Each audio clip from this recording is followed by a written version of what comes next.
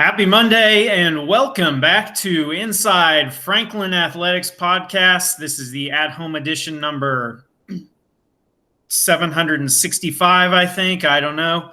I am Brian Powers. Chaz Hill is not on with us today. He apparently has to work or something like that. As a teacher, he has way more important than I am. But today we have, and continuing with former FCHS greats, we have with us today a 1996 Franklin Community High School graduate. He set the record for longest home run in FCHS history at over 700 feet.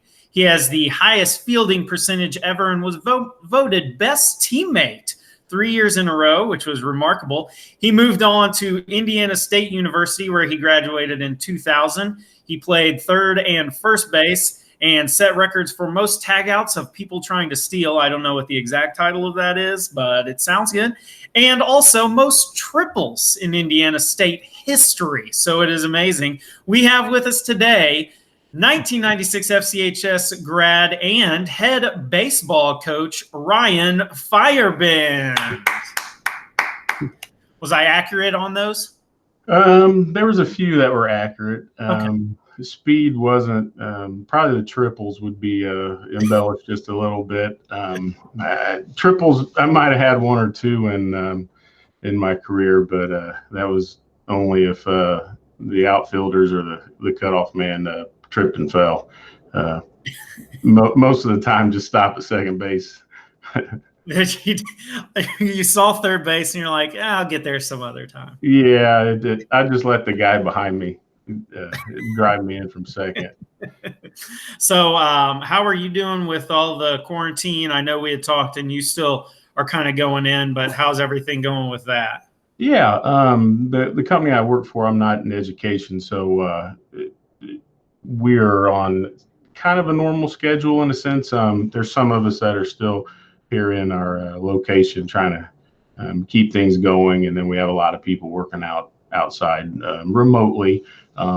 So it's outside of the spring post work is a lot more free time than I'm used to at this time of the season. It's eerily strange to say the least. Work is traditionally, what it is, but once I get, done around 3:30, 4:30, that sprint towards the high school to kick up the fun part of the evening, it just isn't there unfortunately right now. Yeah. So what position do you have right now, and what company are you working for? I work for Jackson Systems. We're a heating and air conditioning controls manufacturer. So we manufacture some products. We buy products and resell. My role is kind of do a lot of different things. We do our own tech support. We do some engineering, do some sales. We're a smaller company in the grand scheme of things. So we most of our associates here, we definitely wear a lot of hats, but basically take care of the customer, whatever those needs are in commercial, light commercial, residential settings. Gotcha. Okay, so you are on here kind of twofold. We're going to talk about the baseball team, the program, and everything, and then we'll also talk about your career. So just kind of with the baseball team, I know this has just been such a crazy year with losing everything. I mean, I know you had you gotten started with practice at all? No, we were just a few days officially away. March 16th was our first official start date. Okay. We in the off season, we're allowed 2 days a week to 2 hours maximum each day to have baseballs out and coaches and coaching, basically like a practice 2 days a week. So we'd been doing that since 1st of January. So we were leading up, ready, almost there, ready to hit that March 16th date, and then that was March 16th was a Monday. So going back, 4 or 5 days into Wednesday the prior week, that's when things started changing rapidly, for the worse, as far as due to the virus situation. Then school was going to be put on hold for a little bit at that point in time. Right. But so no, we had not officially started yet. Okay. So, but you had, I mean, obviously doing the winter workouts and conditioning and all that stuff, you had kind of gotten a look at your team, at the new kids coming along, and just the team, obviously that you were familiar with from last year. What were your expectations? Who were some of the players that you were looking forward to seeing their growth, and just kind of what were your thoughts on the season coming up? Sure. First off, with our seniors coming back, we had 5 seniors, and all 5 it played a you know pretty significant role in the year before, some 2 years 2 years before. So um, for those guys, obviously everyone's in the same boat, but for those guys to spend 3 years here at the high school, 3.5, getting ready to go into that 4th season, not to get that, it's really tough. Obviously they handle it well. They're just great kids, great players, great just human beings that truly understand. But what stinks in just the baseball sense of this is, I've been here long enough now to watch the kids come in as, really small, undersized freshmen, maybe some talent, maybe not, maybe some are a little bit bigger. Just to watch to get a front row seat of their development over 4 years is one of the coolest things that, as a coach, I can say I really, really enjoy. There's a couple of these kids, they wouldn't talk to a fence post 3, 4 years ago. They're socially awkward. You get to watch them go through a lot of stages in their life. They finally figure out where the weight room is. That thing down by the pool that if you get in there and you start moving those things, you see some muscles in the mirrors, and then in the mirror, and they see some benefit of that. Then they take that to the field, obviously a lot bigger, stronger, and they get to, truly see the rewards of their hard work over the course of, 3 to 4 years. And, some of those kids, that their development, it's in different stages. They might be the same age, but kids hit maturity, some, sooner than later. And, in baseball, they talk a lot about that 90% mental side of they say baseball is 90% mental, 10% physical. There's a lot in that 90% mental area that takes kids different stages for it all to really click.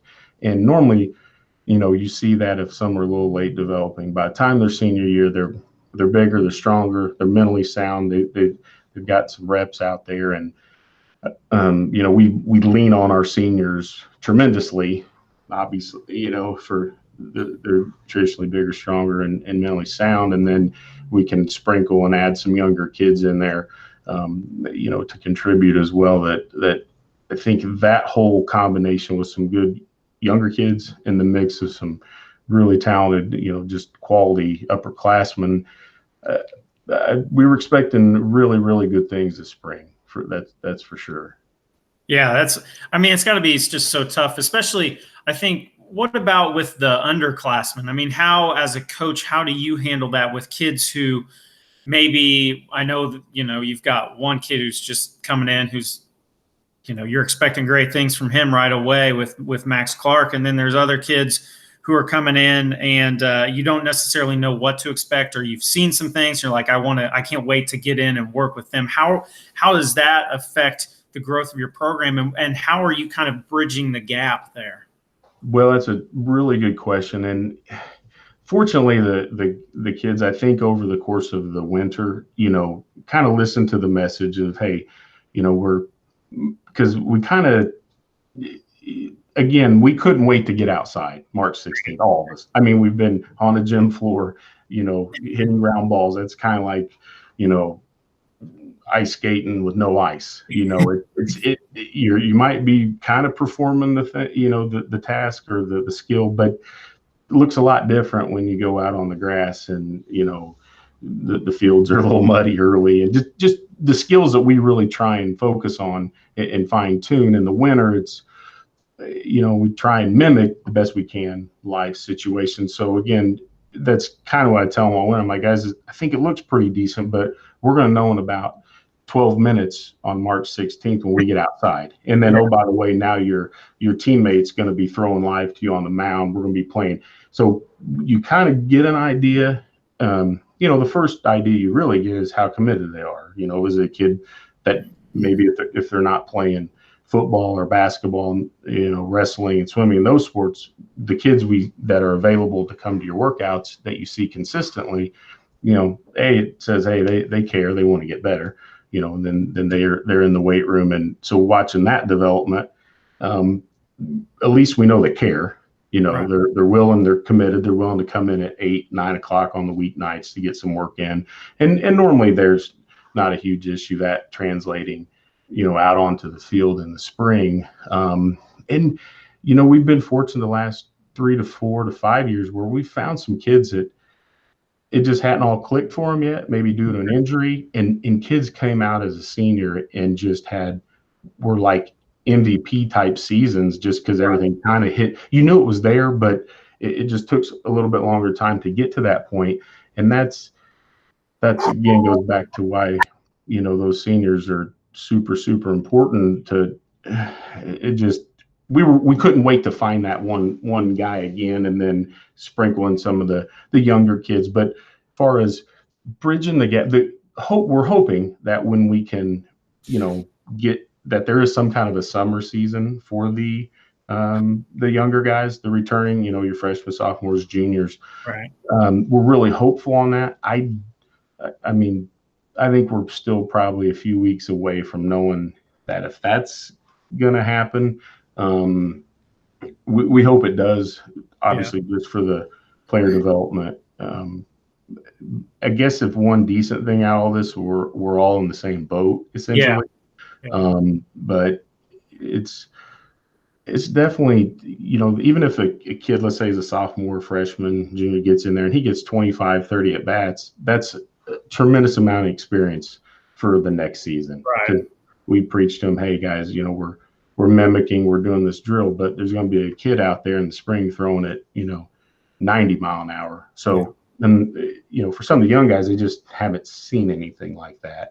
And it's the experience you can get from just a few at bats or being around the varsity type baseball. It really helps for it, kind of an eye-opening experience to a lot of them. Right. Yeah, I'm sure. Definitely. Just going from playing with middle school to high school is a definite big thing. So who are some of the leaders of your team? Some guys who you were just really looking forward to seeing them out there? Well, our 5 seniors for sure: Sam Albright, Nathaniel Wetstein, Luke Neville, Luke Torrance, and Peyton Newman. Those were our 5 guys I felt in different capacities were going to really steer the ship, if you will. And then, oh gosh, we have a tremendous amount of underclassmen. I think that we're going to, a couple freshmen I could see getting out there and throwing and doing some of those things. I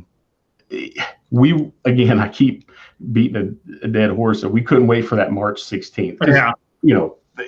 Coaches, that's our only fun of doing all this through the winter is kind of talking about what lineups maybe look like. It's all semi-hypothetical. And hey, what do you think maybe this kid can do? Maybe what do you think that kid could do?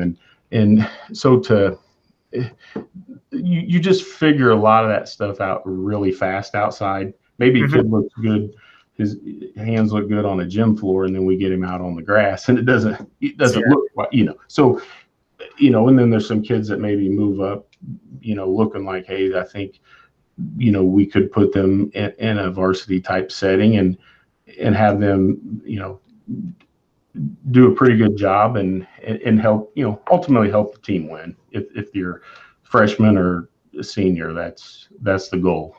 Yeah. So, all right, we'll get back to this team a little bit later once we talk about kind of your flight and everything. So just take us through growing up playing sports in Franklin, kind of what you played, how you got into it, and just kind of up through middle school.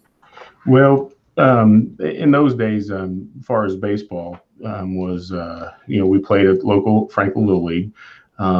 We'd do that season, and if there may be an all-star, team in the summer for a few games, and we would play that, baseball, which Little League was super fun. And then that would kind of be, the summer, and then the fall. I did play football, I think starting around 6th grade. And then unfortunately, Mother Nature or whatnot derailed my basketball career due to being undersized and can't jump and relatively slow. Yeah, I had that trouble too. Yeah, that Was it was like, man, I was really good in like fourth grade. I'm not gonna lie, like, and I love basketball more than anything. Being a web spider, loved it.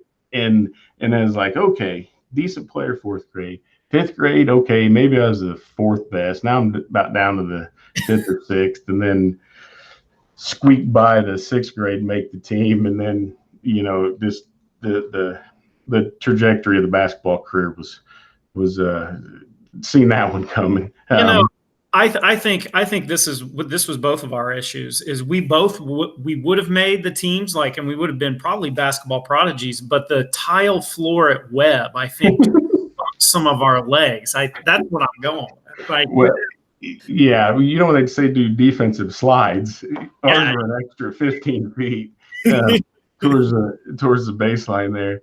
And what's crazy is I hadn't been back in Webb for obviously a long time, and I have a niece and a nephew that just went through there, and they played basketball there. And I remember when I was in fourth or fifth grade, I thought that gym was the size of Lucas Oil Stadium. And it had the stage, and then where the locker rooms were, the neatest place on earth. And then when we went back, several years later to go to their elementary school games, I'm like, how did we even fit in here? I can barely fit in the bleachers.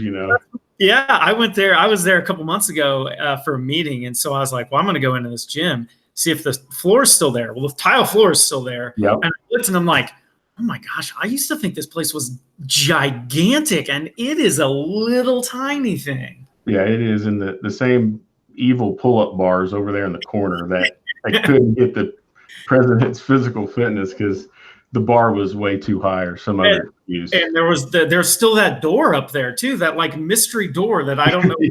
It's like a door that opens up into the gym, but it's just I'm like, why would that door ever be open, and why is it there? Yeah, I'm not sure because they don't wrestle over there. I'm sure there's it might be in another dimension or universe or something. But I wondered that back then. But yeah, so that was kind of what we did though. 3 sports, and when we got into that sport, we just kind of played those and enjoyed, like I said, the Little League and obviously the boys club. For me, that was the place to be. Yeah.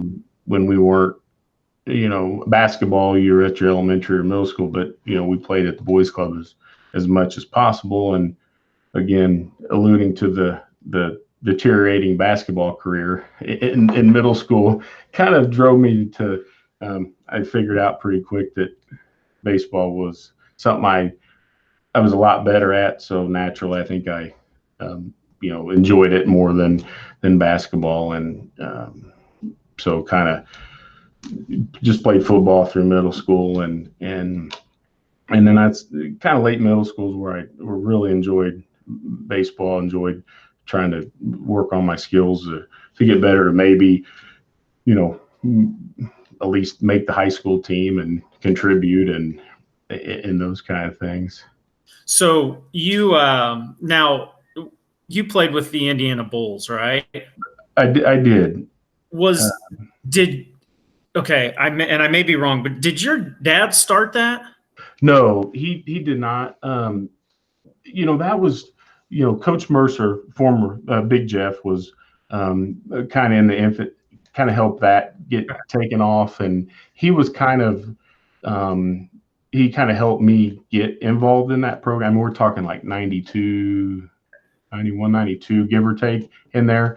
And when the first summer, I think it was after my freshman year of high school, there wasn't a lot else to do as far as, it wasn't a lot of travel teams. That basically was the only team in our area, if you will. And there was some Legion ball in different cities out west. But, I was fortunate through a contact to be able to get on that team. And the first year I played, it was, I wouldn't say a complete disaster, but I was I think I was good enough to be on the team, but there was an uphill battle to get some some more playing time far as the next year. And fortunately, I was able to increase my playing time, if you will, over the next few years. And then that led to some opportunities as far as with colleges and those kind of things. And the Bulls was a cool experience because, it was super fun. We had super great teams, a lot of really good kids I played with that were first round draft picks. We had a shortstop go to Stanford. That stuff didn't really happen in Indiana in the early 90s as much as it does as today. But the high school season, that's what was super special to me, because again, those were my friends. Those were guys I'd grown up with, and it was cool to do both. But the high school is what my most, I guess, fond memories of that time period was just getting a chance to play with your buddies that you grown up with. Yeah. So you're starting. So you start high school, and your goal is to make the team. I'm assuming. I mean, is it kind of to make varsity or just make the team in general? At that time, I wouldn't say. I mean, everybody would like to play varsity. There was the 95 class ahead of me was really super talented. Yeah. Not just in baseball, but basketball, football, girls sports was super tremendous. I mean, so, I didn't know if the freshman year was a realistic opportunity, but I thought if I could continue to work, and maybe get to force myself in there where they just kind of had to, to get me in somewhere due to some kind of skill I had. But yeah, so freshman year I played junior varsity. It was probably the world's worst junior varsity shortstop.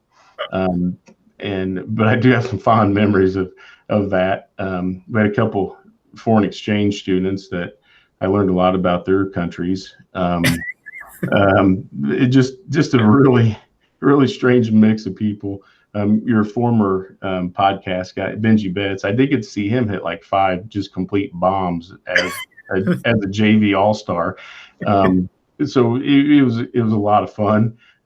But I was hoping maybe that next season as a sophomore be able to get on the varsity team in some fashion, and because my freshman year, I think they had a pretty decent year, and they started like 6 sophomores or 7 sophomores, something really pretty unusual, and be competitive. And then knowing that when those guys were juniors, I was hoping to, as a sophomore, throw my name in there, or force myself in there to be able to contribute and get on that team, because it was definitely some pretty cool couple years there. Yeah. So I was talking to Benji and just talking about being welcomed into a team and everything. Because, you're coming in, you're 14, 15 years old as a freshman, and, different school, different people, who are some of the upperclassmen and people that kind of helped you and kind of mentored you? Sure. One is actually one of my best friends to this day, Dustin Petticord, super good athlete. And he's actually been on staff with us now. I think this is his 9th year coaching baseball with us. Petty, and then guys like Brian McMillan, probably arguably the best athlete to come through our school outside maybe 1 or 2 guys. Super talented. But what was cool with a lot of those guys is,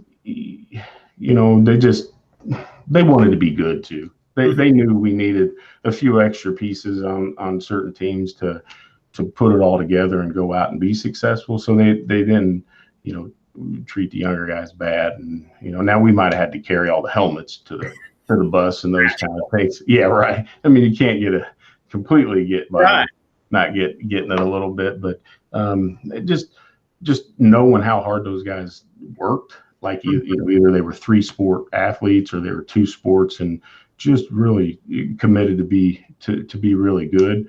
So those are guys you just kind of, just get in and follow their lead. And then once you kind of get, if you get to make the team and the one thing I did know is when I got out on the field or certain at bat, that was mine. I got to dictate how that was going to go. Right.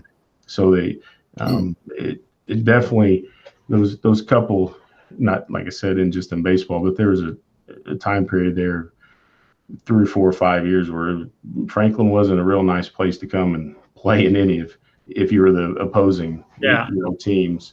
But yeah, just a lot of guys like that. And back then the weight room, you could probably remember about as well as I could. I mean, we had weights, but it was in the closet, next to the Coke machine, and so it wasn't like we didn't get anything done, but it not to the extent that they today. Yeah. So you had Coach Heminger, right? Yep. And so what was it like? What was it like playing for him? No, he was intense. Super good coach. And the thing that I liked about Noel is he would lead you, but it wasn't. He had high expectations of you, and it was, wasn't every swing was a critique, and every time you might have fielded a ground ball oddly or badly or terribly. Like I felt, at least for me, he would help instruct, and when you needed help getting back on the right path, he would make sure your head was where it needed to be, and let you go out there and perform. And it didn't feel like he, to me, was another obstacle. So, sometimes I think, just, I wouldn't say coaches try and coach too hard, but that, especially with baseball, you don't want to hear every time you swing and miss, hey, you swung and missed. Well, right. I'm aware of that. That's why I'm standing over here, and not that you can't coach your kids, but you gotta let them, instruct and help, but you gotta let them get out there and, hopefully take some of the tools you've learned from them and put them to good use in real time speed, and figure some things out on their own. And I can tell when I'm out there, I can tell when a kid's struggling, obviously, everyone can, but I also can tell when he's making minor adjustments on his own, maybe if that's moving up in the batter's box, or moving, maybe he's struggling.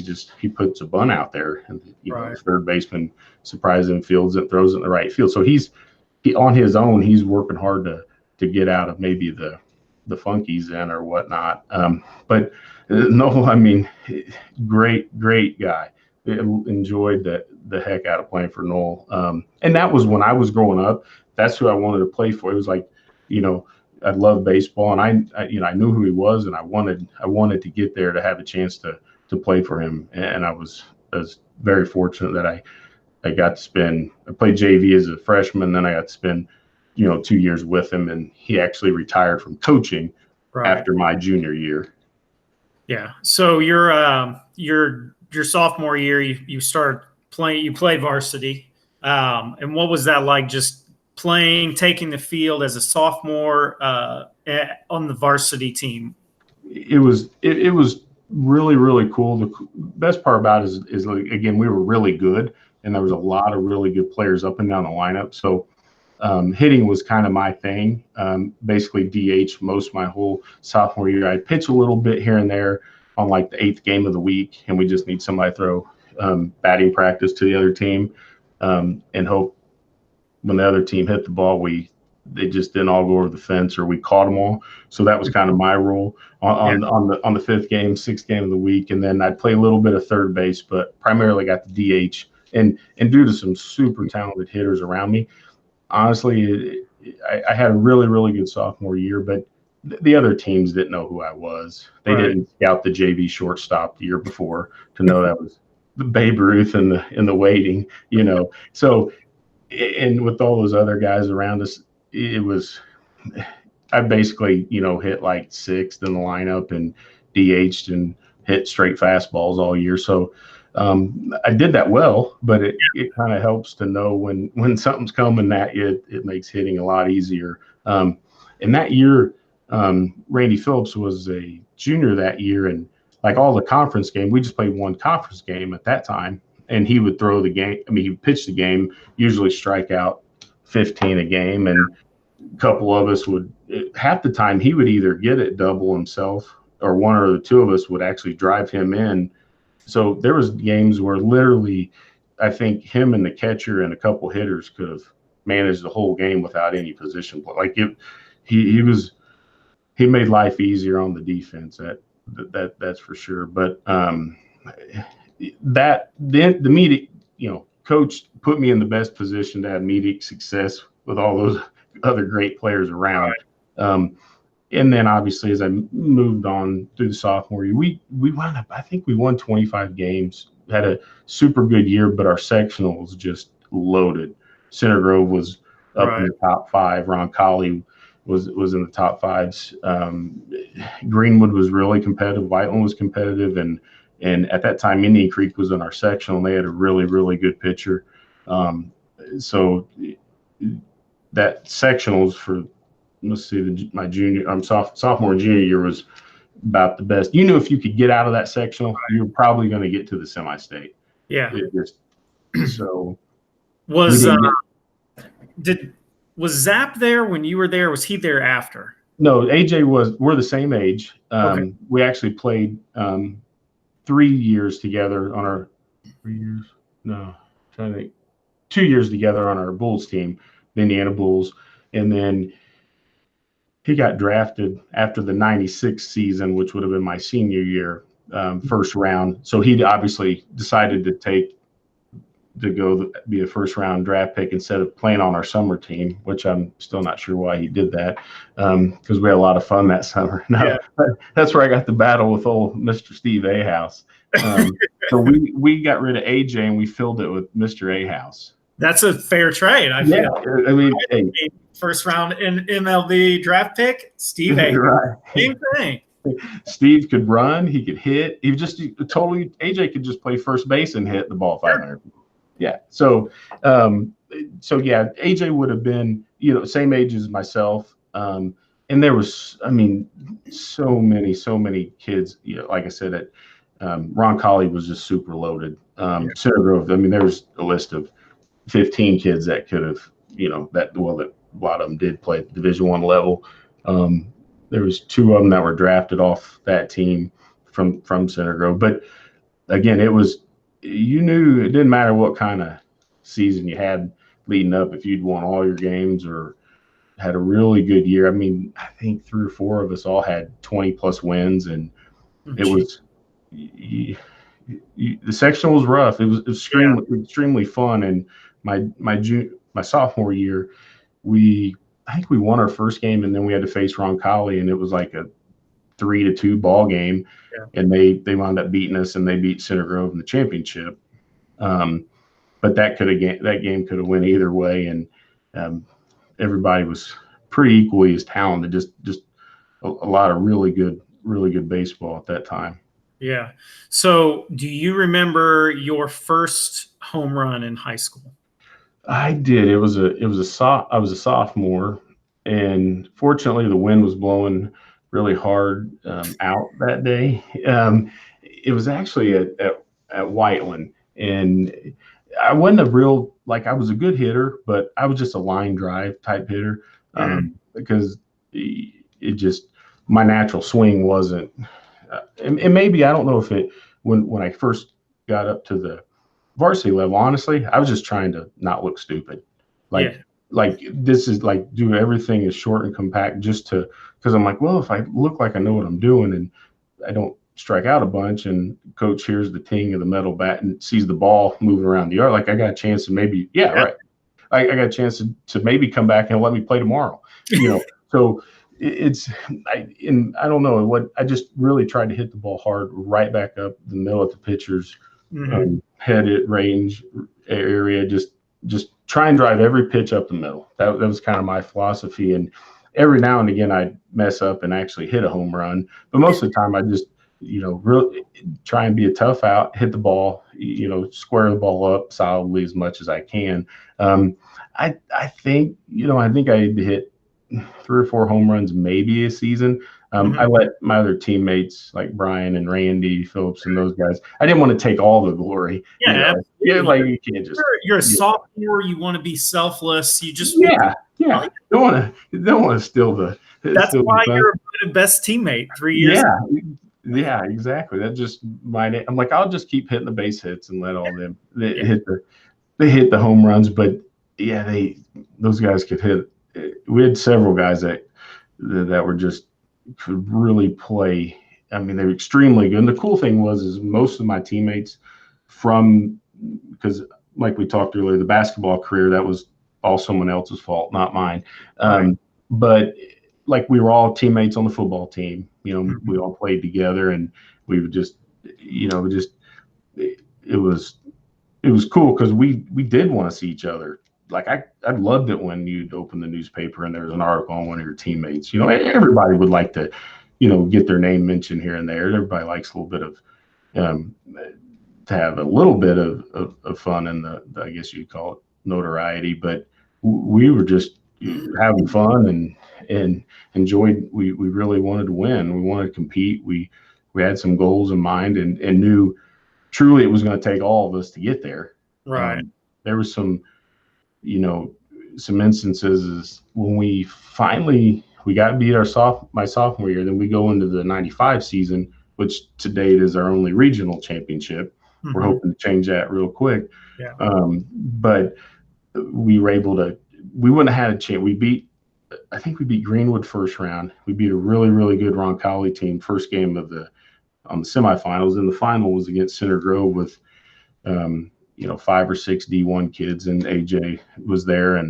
But we had to use a freshman, to get an out it would have been the bottom of the fourth or bottom of the fifth inning in the tie ball game, bases loaded. And I think maybe AJ was up or one of their better hitters. And, we bring a true freshman in to get that out. He Is that gets the out. Tim O'Neill? Yeah, yep, Mr. Tim O'Neill. Freaking, it was awesome. I mean, but that's the thing. It's like to put all that in perspective. I mean, Brian and Randy, those guys played professionally. I played Division I level. We had a ton of other guys that were super talented in baseball and every sport. And then, oh, by the way, bringing the 85-pound freshman in. Now he could throw well. But like your season's riding on that one at bat. Like Yeah. it's like it just all comes kind of before you, and it's like Randy went the first game, and then another former legend, Dave Hukin, was he got through 3 innings really good through the fourth, and then had some trouble, and it just wasn't probably going to go well if Dave stayed in there.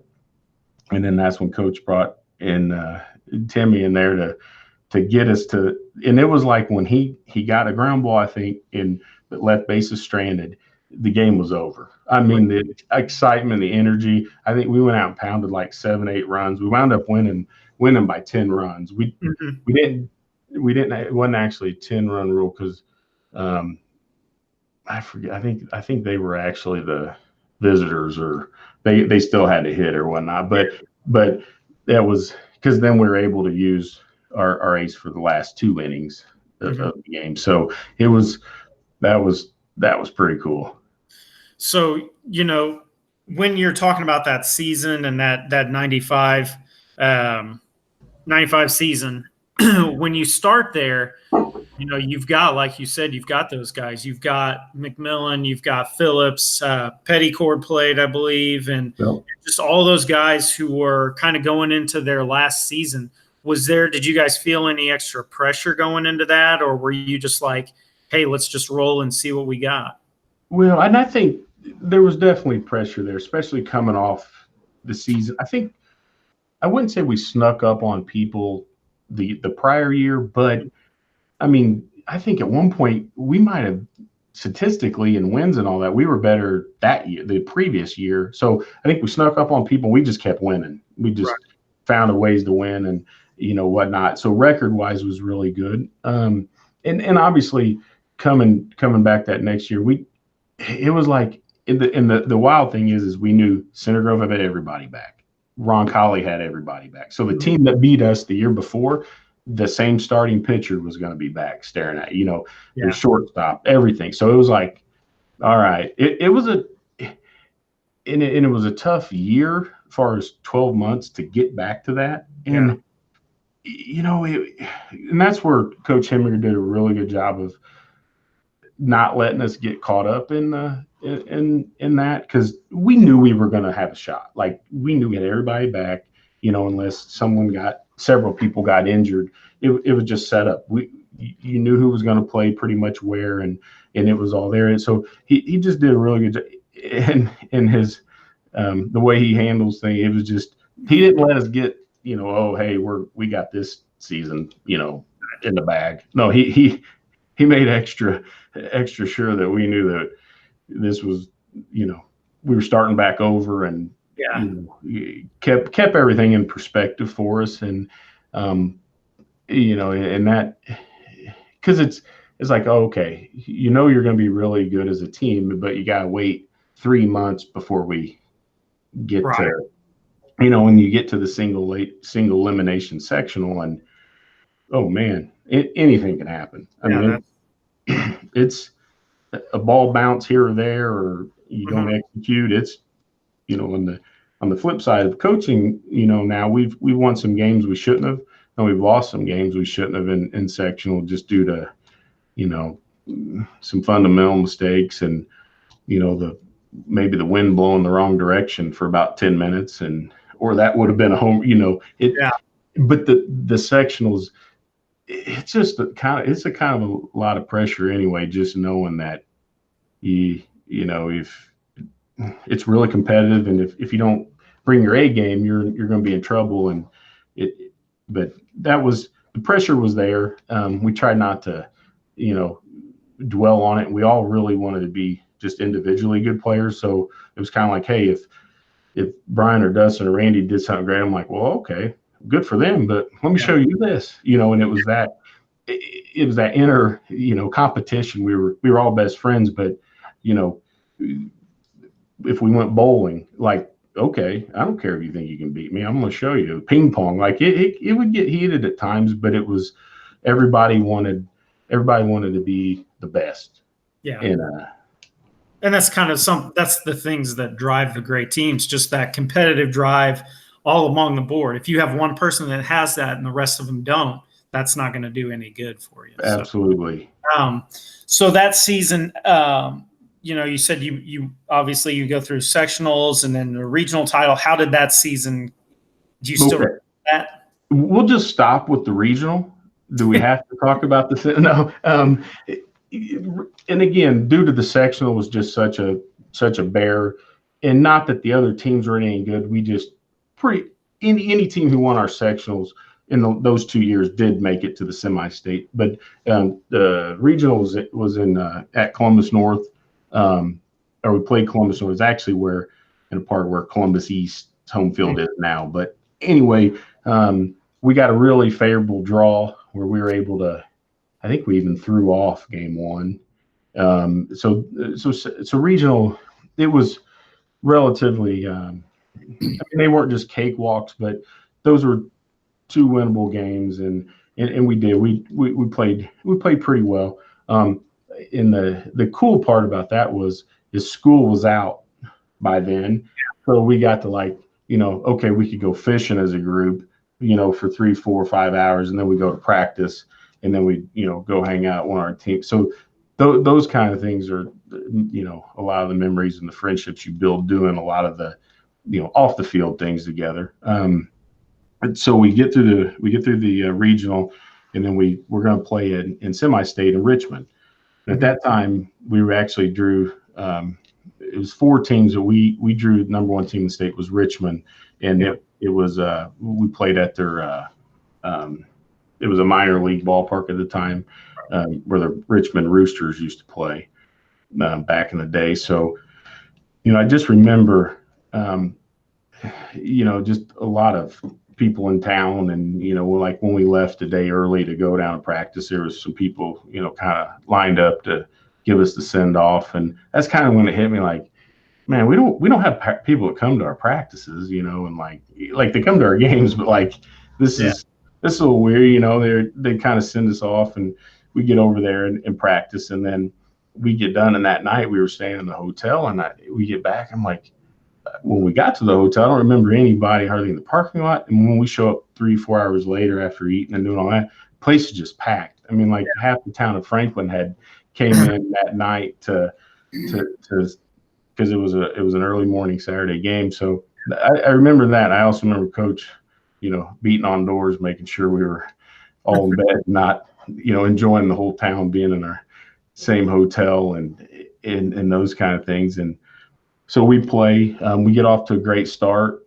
in the semi-state game, and Richmond was the better of the team. So we really felt if we could beat them, we liked our chances at that time. You had to win your second game and then you go to the state finals. But we got off to a good start.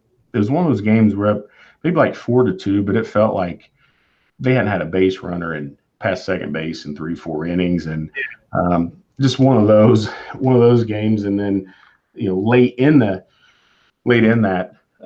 game, they finally get a couple guys on, and I'll never forget it. Basically, a routine ground ball, 2 outs to Petticord. It just hit he was sure-handed, didn't make errors, really good segment, and it's right at him. He goes to make the play, and I don't know if it hit a sprinkler head or something, but it hit and went like he didn't even have couldn't even jump high enough to reach it. Yeah, one of those, and 2-run score. They tied the game. That was in the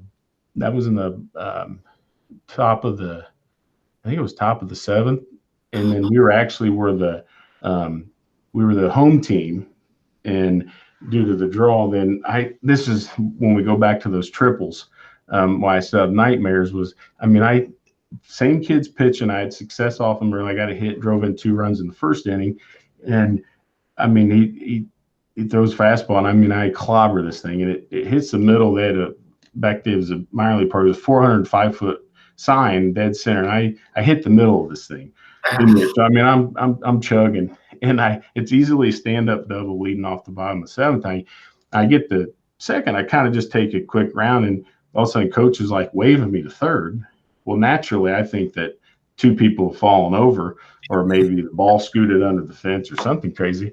And I just remember kind of rounding second, and like where the fans were sitting was right above third base. So it was like coming around, it was like something you see on TV, like you're running and just the crowd in the background. And like I'm running, I get second, I kind of hear like a catch. I started my slide and I just hear the catch, the ball's caught, and like I'm just hearing these people screaming as I slide in and just catch, and the guy tags my foot. He's like, "You're out." And it was like it went from really, really loud within like a split second. It was like just vanished, like all the people just vanished, like it. And I had to walk. The dugout was only like just a few feet on the other side of third base, and it just felt like, man, that's going to be tough to, recover from that. And I don't, and I understand why coach did, because we scored early and we couldn't get anything going. We'd try and bump, we'd try and just nothing was working. So I know he's like, heck, if I don't get him to third here, I know it's going to be a miracle if we get Feyerabend to third. But if we don't, we weren't executing well enough with bunts and things that day to have a chance to win the ball game. But sure been nice if the ball would have went over the fence. Yeah. It was like 397 or something. Right. So long story short, we wound up getting beaten extra. I think we played 10 or 11 innings and got beat. But man, oh man, that was fun. And we faced a super good team, super good pitcher.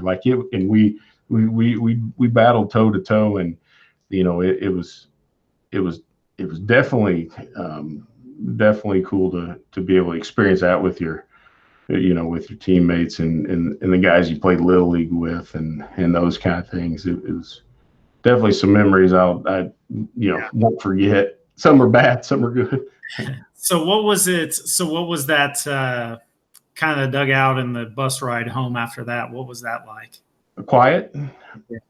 Not, it was just, I think it kind of hit us at that point. Like we were proud of what we did, and again, it wasn't that I would say we were the best team that Franklin High School's ever had. We just happened to kind of get it all come together at the same time.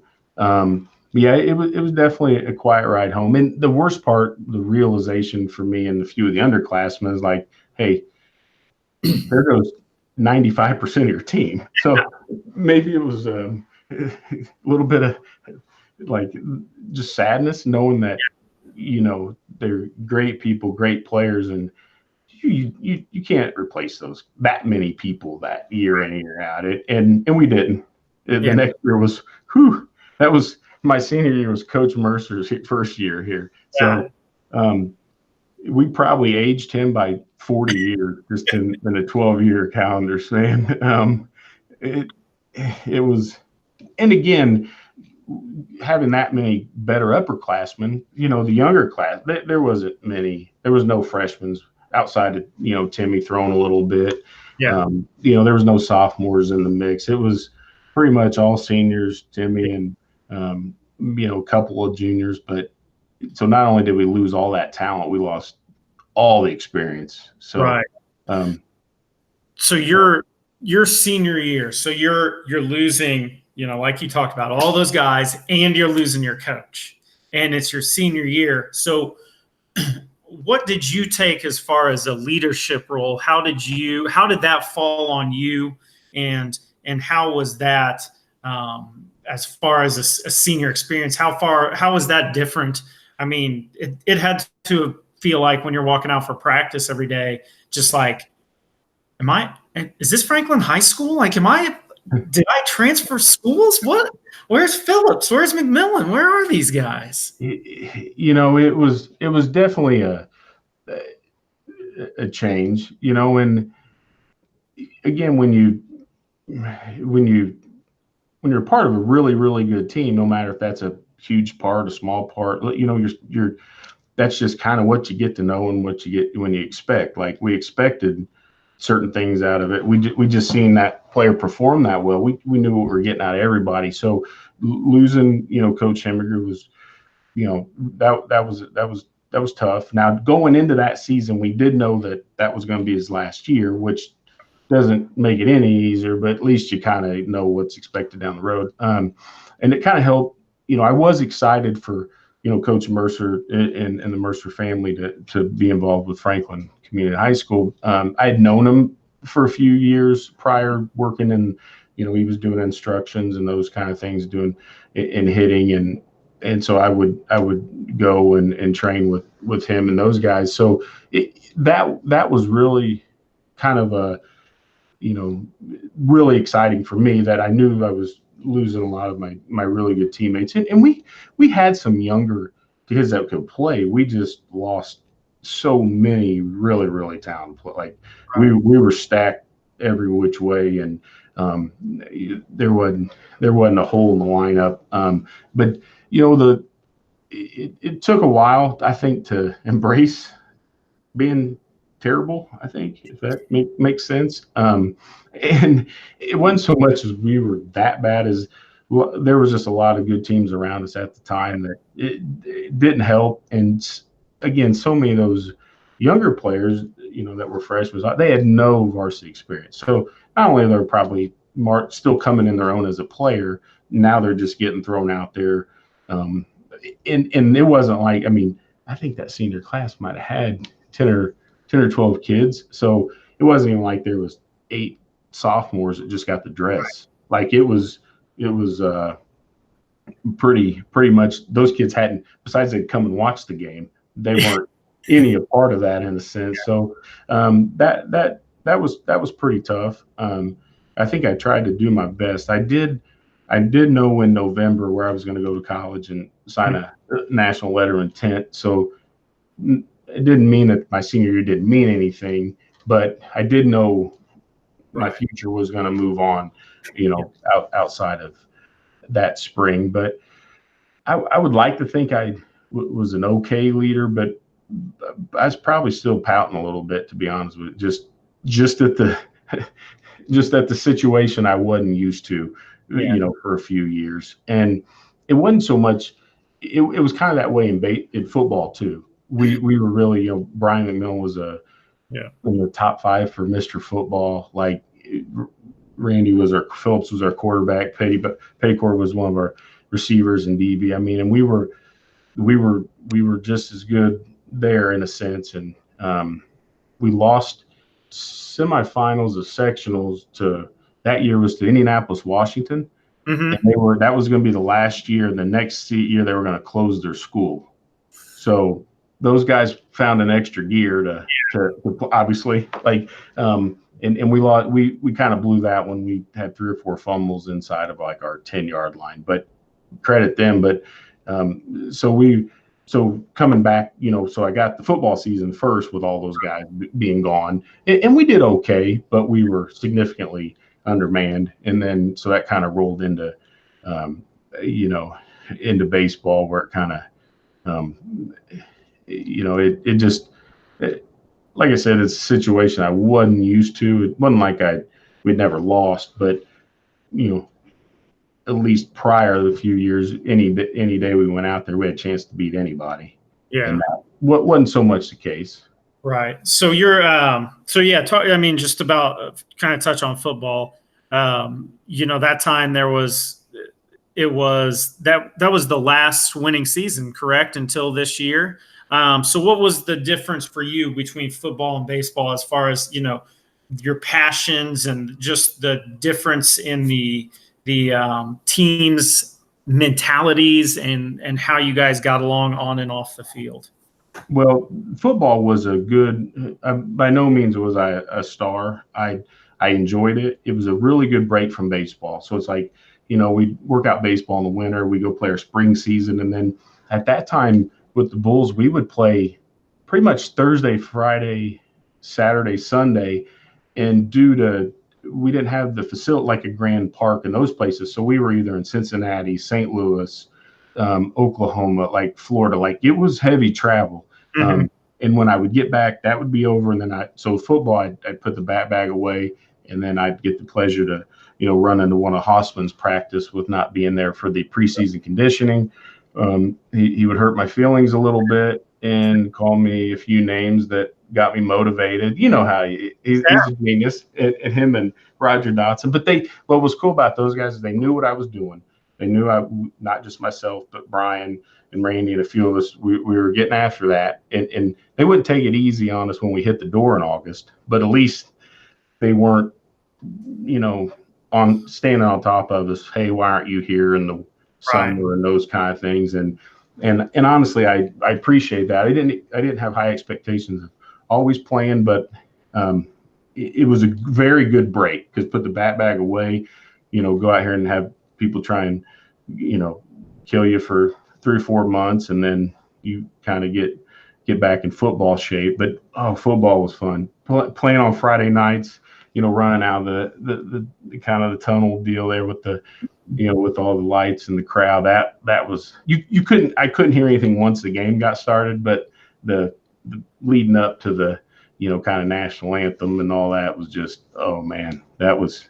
I tell our baseball guys I'm like, that's just a cool experience. Like, I'm not saying everybody has to play football, but that's, because baseball, we play in April, half of May, it's 12 below zero. So, with the social distancing, I thought we were going to be okay when they say you can't have more than 10 people in the stands, because that pretty much looks like April for baseball.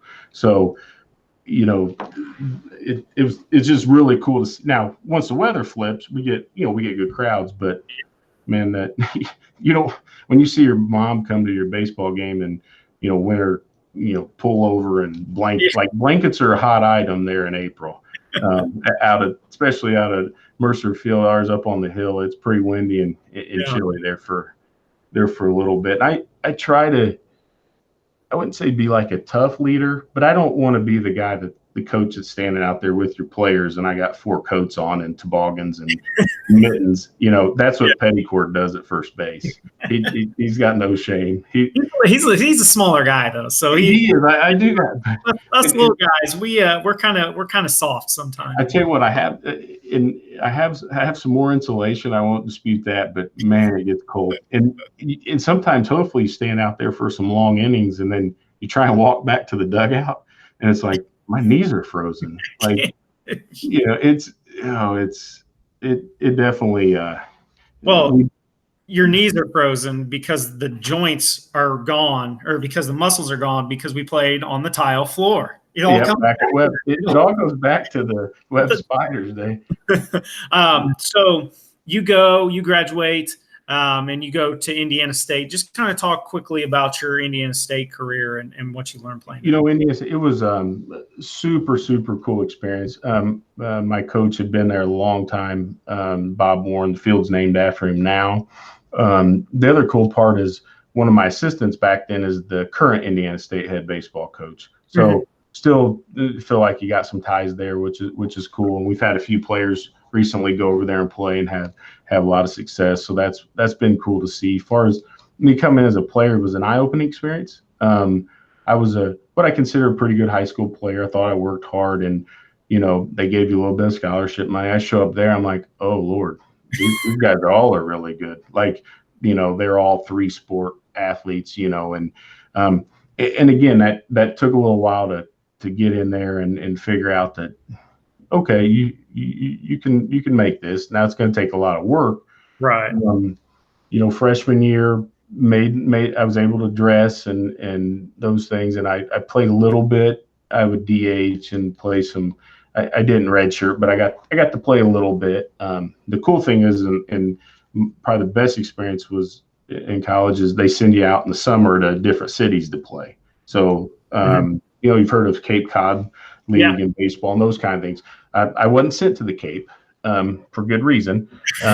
But I actually got to play in Central Illinois for 2 summers, and then my junior year I got to play in a wooden bat league in California. Oh, cool. So that was a real. It's still a league going on today, but the collegiate summer baseball circuits, they put a handful of guys from or a handful of schools. Like I played with guys from University of Evansville, Illinois State, all over. You'd have a few SEC kids sprinkled in, but so then they throw you all together, you live together, and you play 60 games that summer.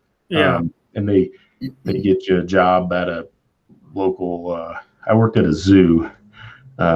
We say work, that would be a stretch. We got paid by the zoo. We'd go and weed flowers and stuff for a few hours and just enough to survive, and then you'd go lift weights at that point. And actually I lived was Decatur, Illinois, and that was where Millikan College is. So we were able to use their facilities to lift and those kind of things. And then that was just kind of so there was really no break. And then my first 2 years, spotty playing time, had some really, really talented kids in front of me, and I stayed at it, kept working, and I was able to start as a junior and senior, which was really rewarding, and got to play with several guys that were drafted and a few that played professionally for some time, and that was always cool. And they would come back locally with the Reds or St. Louis Cardinals and be able to go over and watch a former teammate play. That's pretty cool. Did Brian McMillan go to Indiana State? No, he went to Evansville. Okay. Yeah, he's a year older than me. Yep. He was and that was even weirder as we play each other. So this is one of my best friends, and like he was a year older, so we had a really good freshman year there. And I come to Indiana State as he's a sophomore, and we're playing, and my coach, they just can't get him out. Like Indiana State can't get, and they're like asking me, they're like, "What is this dude's weaknesses?" And what I'm like, "Oh, I don't know. Do I like this is one of my best friends? I kind of all right. I guess I'll try and help us figure out so we can kind of win." I'm like, "Well, quit throwing to him, because he's hit every ball in the trees." Like that year, he hit like 17 or 18 home runs as a sophomore. Just absolutely, he was all conference. I don't see how he wasn't Missouri Valley Player of the Year. And back then, like Wichita State was still in the Missouri Valley, Creighton. So it was really, really competitive. But probably the most things I remember, or one of the biggest things I remember out of college baseball was sitting on a bus for 25 hours a day for like 6 straight months.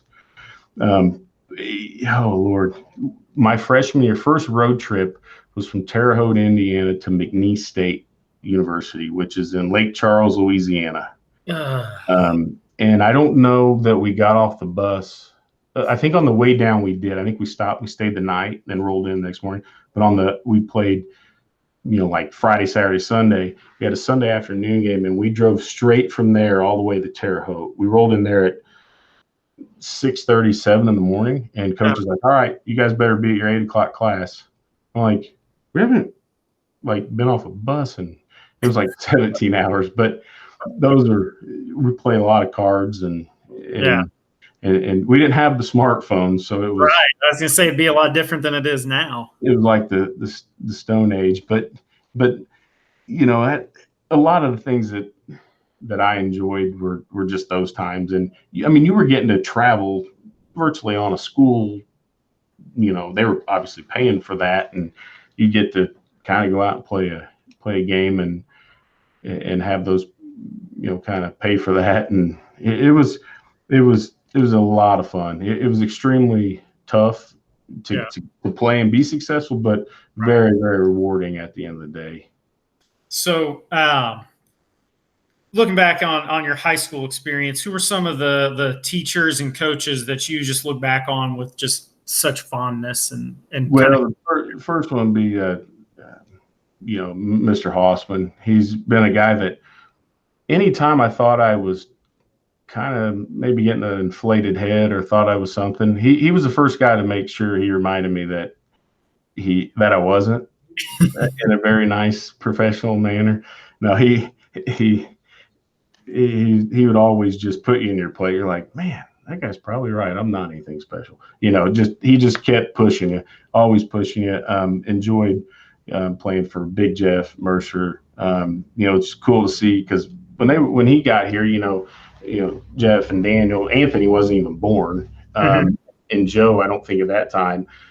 So to grow up with those guys and get to know them, and that was super cool. Honestly, two of the most, and then obviously playing with Coach Hemmer, I've known him virtually since fifth. We used to live in the same subdivision, and they moved when I got, I think, in middle school, but I'd always known him. But the two teachers, you had one of them on the other day was, Mr. Bardwell.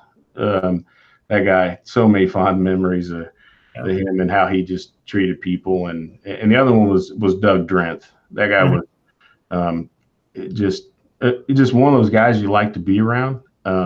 Obviously, my physique, I wasn't a very good runner, but in the winter, he'd let me run with those guys just to not get completely overweight, but those guys they're just really good people. They were, they just guys that you wanted to be around. Even when Hossman would chew you out, you're like, man, I still like you, and I appreciate. I know what you're trying to do for me, type stuff. And as a coach, that's the one thing I really try to do is be somebody those guys want to be around. I mean, at the end of the day, X's and O's is important, and we need to win. We need to be successful. But I'm not saying we're going to be best friends, but as an environment, what we do out there is something that they really want to be a part of. And you kind of gauge that as when the senior class leaves.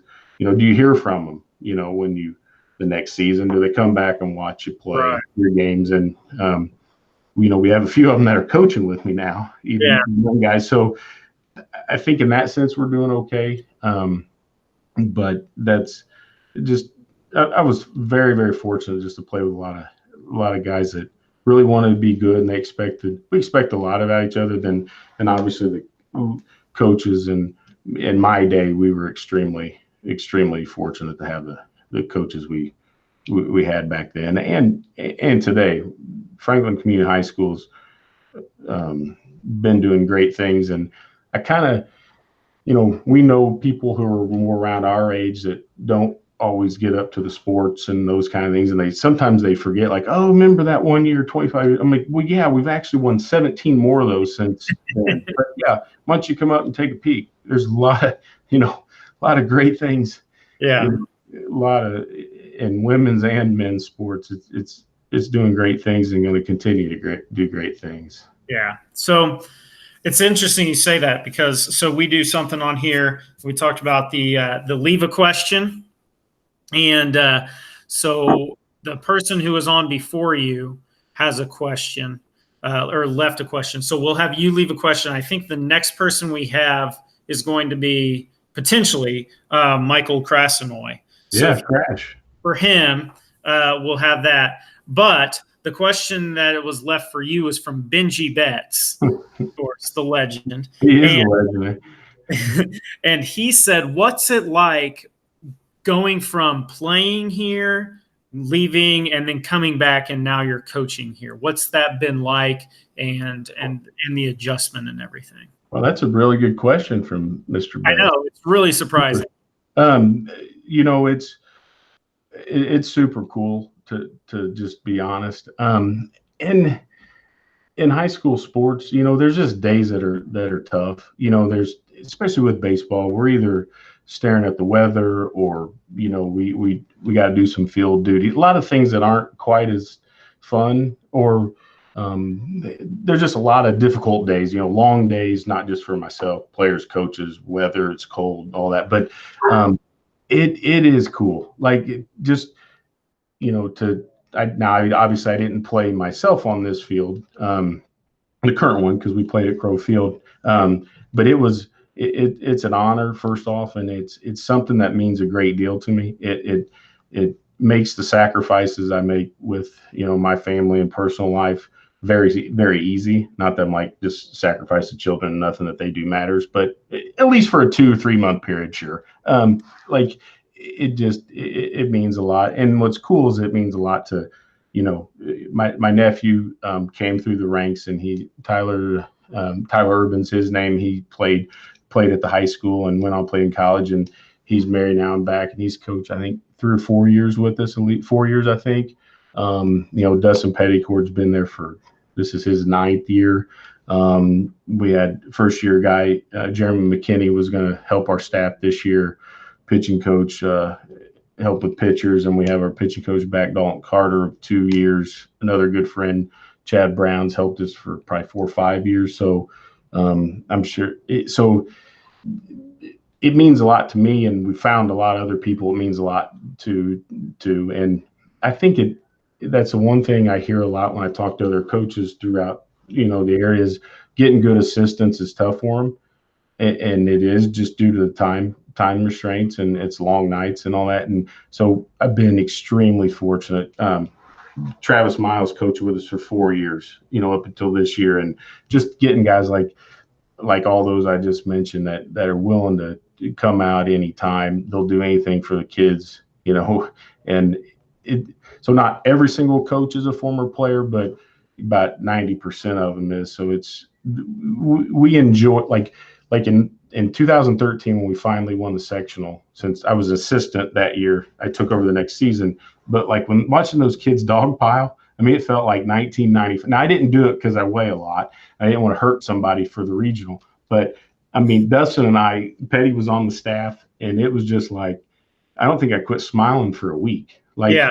It wasn't like, I was just so excited for those kids to have that. And it had been a long time since him and I got to do that. But so their success is our success, but kind of, you know, we're just happy for them. You're like, you know, I guess that, but very good question from Benji. It means a great deal, and it's definitely an honor to coach where you played, for sure. Right. And just, I mean, because I think with a situation like you're in, you just feel, you feel like an ownership of the program, because you put so much into it when you were there, that it's something that you feel a part of, and now it's your program. And so you want it to do well, because you know what you put into it, and you know what you wanted it to be. And now you've got you've got it going in the direction that you want it to go.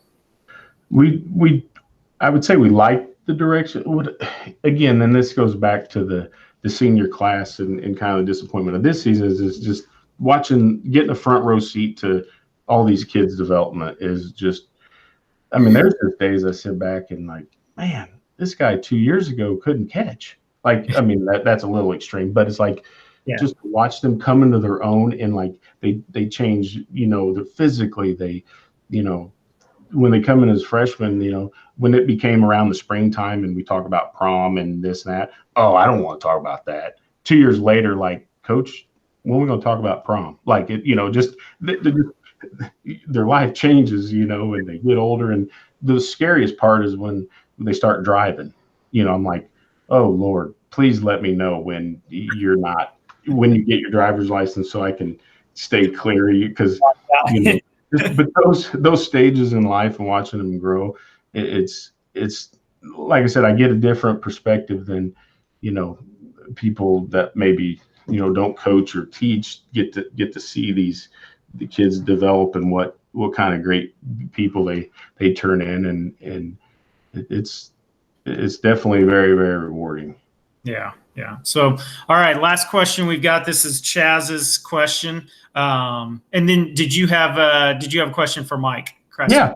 Yeah. We used to call him Crash because he was a little tiny guy. He was a monster. I would like to know, just have Mike, because at the time Mike was talented. He was a tight end, defensive end, and we didn't have many of those get the opportunity to play Division I football. Mm-hmm. So my question would be him is just how rewarding was that, knowing, coming from Franklin Community High School in those days, that we just didn't have a lot of D1, not necessarily we didn't have any, but not many skilled position guys in a long time. In football had got the opportunity to play at a Big Ten school and get a college scholarship. So I'd like to truly get his opinion. It's been about 25 years, so I can't remember how that felt to get that opportunity to play at University of Illinois. Okay. All right. We'll ask him that. So last question. Chaz is a big movie guy, so he usually asks these questions. So I got to ask for him. What are like 3 or 5 of your favorite movies that you really like? Sure. Probably my all-time favorite would be Saving Private Ryan. Mm-hmm. I like World War II stuff. Yeah. It's kind of weird. My movie, like, I like movies that basically just things that I've already had. Like, I know the outcome. Like Titanic, I think it's a great movie. Like, I don't like to wait in the suspense and figure out what's going to happen as I go. It's kind of like I like to know the outcome at the end, and I'll still watch it. Obviously Hoosiers, right. Growing up in this area and being the basketball star that I was, and that was just remembering those days that at that time, and even when we were younger, that the whole week revolved around when the basketball game was, type thing. That's an all-time favorite. I really liked 42, the Jackie Robinson story. That man, it puts a lot of things into perspective on how things used to be, and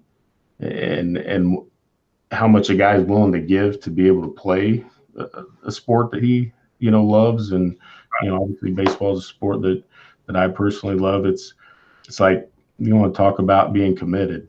Like, that's a really good story on kind of the trials and things that he went through to just to be able to play baseball. Those would be the 3 or 4 probably my all-time favorite. Can I ask Chaz a question even though he's not here? Yeah. What's Chaz's favorite movie? So I think Chaz is Back to the Future, but I don't know. We'll have that on. All right, you asked. Back to the Future that's a great show too. Right. It's a great movie. All time. So, all right. Well, hey, Ryan, thank you so much for spending this time with us. And just for all you do for FCHS. I know as a coach how much time that takes up with a full-time job and then a family and everything like that. So we appreciate that, and just kind of taking us back a little bit. Absolutely. Well, I do appreciate what you guys do. That's cool to bring in some old timers and some recent graduates and those, and just kind of talk about the old days, and hopefully we'll be back on here down the road talking about some successes that maybe we'll dive into next year.